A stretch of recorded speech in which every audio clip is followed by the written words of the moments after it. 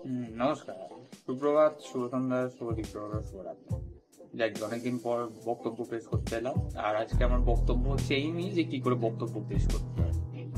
যাক, তো বক্তব্যের ইংরাজি শব্দটি হচ্ছে আর্গুমেন্ট, ঠিক আছে? তো পাশে একটা মিউজিক চালিয়ে দিয়েছি, যাতে আমি আমার বক্তব্যটা পেশ করার সাথে সাথে আপনারা যাতে একটু কি বলবো, একটু আপলিফটেড হতে পারে, ঠিক আছে? কারণ সিরিয়াস টপিককে একটু হালকা রাখার জন্য মিউজিকটা চালানো। যাক, তো প্রথম কথা হচ্ছে বক্তব্য। আগে আপনি যখন কিছু নিয়ে বক্তব্য পেশ করবেন তখন আপনার আগে নিজের জানা উচিত আপনি কি নিয়ে বক্তব্য রাখতে চলেছেন। কারণ আপনি যদি নিজেই না জানেন যে বক্তব্যটা কি নিয়ে, তাহলে পেশটাই বা কি করবে, ঠিক আছে? নিজের সাবজেক্ট ম্যাটারটা ভালো করে জানা উচিত, ঠিক আছে? সে যাই হতে পারে, খেলাধুলা হতে পারে, পড়াশোনা হতে পারে, ঠিক আছে? খেলাধুলার কোনো এক ধরনের খেলা, উদাহরণ সহ ফুটবল, আপনি হয়তো ফুটবল নিয়ে বক্তব্য দিচ্ছেন বা ক্রিকেট নিয়ে বক্তব্য দিচ্ছেন। পড়াশোনার দিকে ধরুন আপনি বিজ্ঞান নিয়ে বক্তব্য দিচ্ছেন, কিংবা আইন নিয়ে বক্তব্য দিচ্ছেন, কিংবা আপনি রাজনীতি নিয়ে বক্তব্য দিচ্ছেন, সমাজনীতি নিয়ে বক্তব্য, যাই নিয়ে বক্তব্য দিন না কেন, রান্না করা নিয়ে বক্তব্য দিচ্ছেন, আপনার বক্তব্যের যে বিষয়টি আছে সেই বিষয়ে আপনার ভালো ধ্যান ধারণা রাখতে হবে, নচেত আপনার বক্তব্য ফেলবে। এবার ধরুন এটা হচ্ছে বক্তব্য।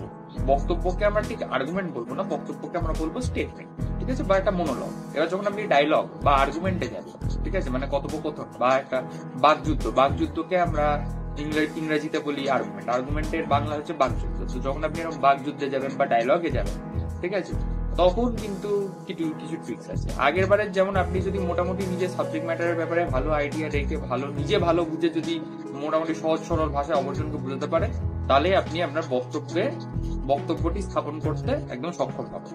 মিনস আপনি আপনার ওই মনোলগটা যেটা বললেন, যে স্টেটমেন্টস গুলো বানালেন, ওটা আপনি প্রুভ করতে বা বোঝাতে আপনি সাকসেসফুল হবেন, ঠিক?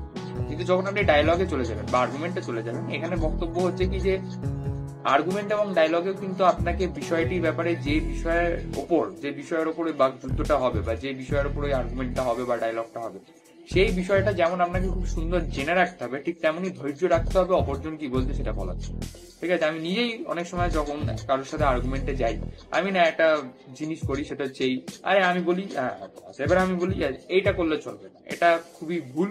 আমি নিজেও করি, আমি স্বীকার করছি আমি ভুলটা করি, কিন্তু চেষ্টা করছি দিনকে দিন এই ভুলটা কমানোর জন্য। এরকম করলে চলবে না। চুপচাপ নিজেকে ঠান্ডা রেখে কান খুলে, ঠিক আছে, কান খোলা রেখে শুনতে হবে অপরজন কি বলছে। কারণ আপনি যদি কান খোলা রেখে শুনতে পারেন অপরজন কি বলছেন, 70% সময় দেখা যাবে যে অপরজনের বক্তব্যের মধ্যে, অপরজনের বলার মধ্যে আপনি নিজের অস্ত্রটা পেয়ে যাবেন। কারণ অপরজন যে বলছে, এক নাগারে যে বলছে, লোকে আমরা যখন এক নাগারে কিছু বলতে থাকি, তখন আমরা যদি বলার মাঝখানে খুব একটা সময় না দিই, যেটা একটা বাকযুদ্ধে দেখা যায়। বাকযুদ্ধে সাধারণত একজন যখন নিজের বক্তব্যগুলো আওড়ে যাচ্ছে, তখন সে নিজেকে খুব একটা সময় দেয়, সে নিজে অতটা শুনে শুনে ঠিক করার সময় নিজেকে দেয়। তো 70% সুযোগ আছে যে ওই যে বক্তব্য পেশ করলো, সেইটা যদি আপনি মন দিয়ে শুনে থাকেন, সেখান থেকে আপনি আপনার মারণাস্ত্র খুঁজে পেয়ে যাবেন যে ওকে কি করে টাইপ দেওয়া যেতে পারে। ওখান থেকে আপনি ওই ভুল ত্রুটিটা বার করে নিজেই তখনই ওই শোনার সময়তেই একটা কাউন্টার আর্গুমেন্ট বা আপনার নিজের যুক্তি তৈরি করে সেই সময় আর কি ছেড়ে দিতে পারে। আচ্ছা, এবার কিছু বলে রাখি, কিছু উদ্ভট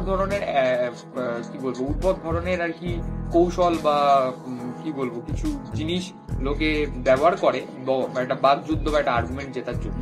যেটা হচ্ছে অনেক সময় হয়তো বিষয়ের সাথে কথা বলতে বলতে বিষয়টাকে একটু টেনে নিয়ে অন্য জায়গায় নিয়ে যাওয়া হয়, যাতে আপনি একটু ভেবলে যান যে ব্যাপারটা কি হচ্ছে, এবং এই ভেবলে যাওয়ার সুযোগ নিয়ে আপনাকে বিট দেওয়া হবে। এটা করলে চলবে না। আপনাকে যতই বিষয় আপনাকে টেনে নিয়ে অন্য জায়গায় নিয়ে যাওয়ার দুভাবে করা যেতে পারে। এক, অপরজন যখন বিষয় টেনে নিয়ে যাওয়ার চেষ্টা করছেন, সেটা আপনি ধরে বুঝে তাকে তখনই আটকে দিন।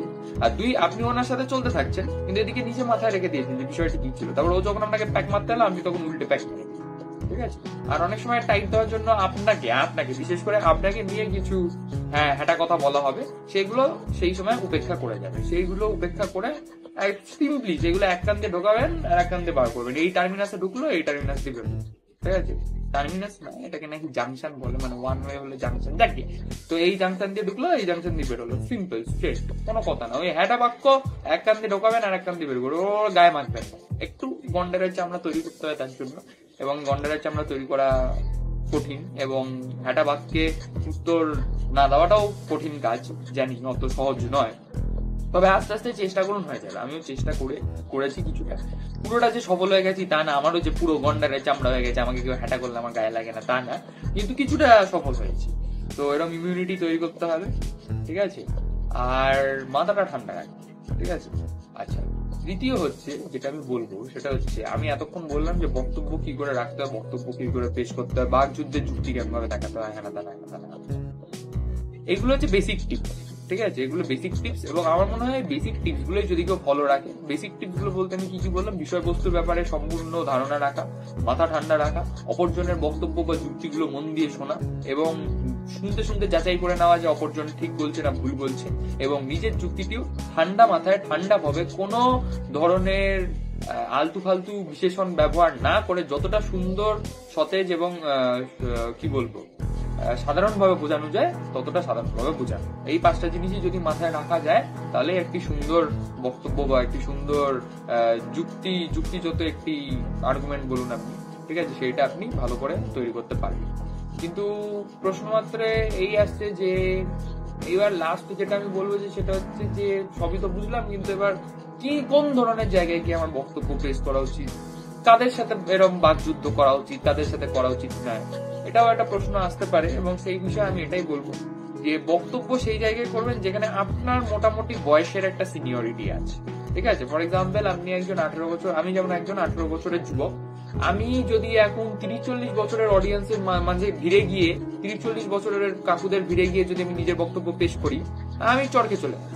আমি লিটারাল ওরা আমাকে বক্তব্য দিয়ে গালে দুটো চর মেরে ভুলিয়ে দেবে, হ্যাঁ, কারণ আমার তো কোনো এক্সপিরিয়েন্সই নেই ওদের তুলনায়, হ্যাঁ, জ্ঞানও আমার অত নেই, হ্যাঁ। এমত অবস্থায় ওই রকম সিচুয়েশনে যদি থাকেন, সবচেয়ে ভালো এই হবে যে আপনি কিছু বলছেন না, আপনি জাস্ট ছোট্ট করে ওনাদেরকে একটু বুঝিয়ে দিলেন যে আপনার এই বিষয়ে একটু জ্ঞান আছে, সেটা থেকে ওনারা একটু আপলিফটেড হয়ে আপনাকে যেগুলো বলবেন সেগুলো চুপচাপ শুনে, ওখানে কোনো বাকযুদ্ধে নামার কোনো দরকার, ঠিক আছে, জাস্ট চুপচাপ শুনে মাথায় রেখে দিন, ঠিক আছে। আচ্ছা, যেখানে দেখছেন যে আপনার সমবয়সীরা আছে সেখানে অবশ্যই বাকযুদ্ধ করবেন, সেখানে আপনাকে কাউন্টারও করা হবে এবং সেখানে আপনি বেশ ভালো করে করলেন মজা করে। এবং আপনার জুনিয়র যেখানে আছে, জুনিয়ররা বা আপনার বয়সে যারা ছোট তারা যেখানে আছে সেখানে গিয়ে আপনি নিজেদের বক্তব্য পেশ করবেন। তবে প্রত্যেকবারই আমি এটাই বলবো যে চোখ কান অবশ্যই খোলা রাখবেন এবং অপরজন যা বলছে মন দিয়ে শোনার চেষ্টা করবেন, ঠিক আছে। আর অনেক সময় হতে পারে আপনি একটা বিষয়ের ব্যাপারে যতটা ভাবছেন জানেন ততটা জানেন না, বা আপনি জানেন যে আমি 100 জানি তো অপরজন 200 জানে। এমন অবস্থায় প্রথম দিকে শুরু করে মাঝখানেই ওই যুদ্ধ থেকে বেরিয়ে আসুন। হার স্বীকার করতে কোনো প্রবলেম নেই, বরঞ্চ হারটা স্বীকার করে যদি আপনি অপরজনের কাছ থেকে কিছু শিখতে পারেন সেটা আপনারই লাভ। একজন ভালো রাজা বা একজন ভালো রানী সেই হয় যে কোনো সময় যুদ্ধ চায় না বা যুদ্ধ করে না, কিন্তু নিজের দিকে যখন যুদ্ধ আসে তখন প্রিপেয়ার থাকে, তখন প্রস্তুত থাকে।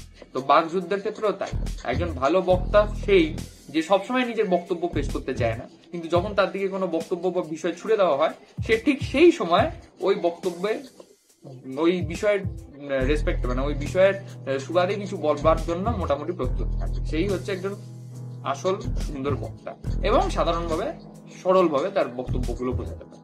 যাকে আশা করি আমি আমার বক্তব্যগুলো সরলভাবে বোঝাতে পেরেছি। ভিডিওটি ভালো লাগলে শেয়ার করবেন, লাইক করবেন, আর আশা করি এটা পরবর্তীকালে আপনাদের কাজে লাগবে। নমস্কার। মানে এটা নমস্কার ছিল না, স্যালুট ছিল। নমস্কার।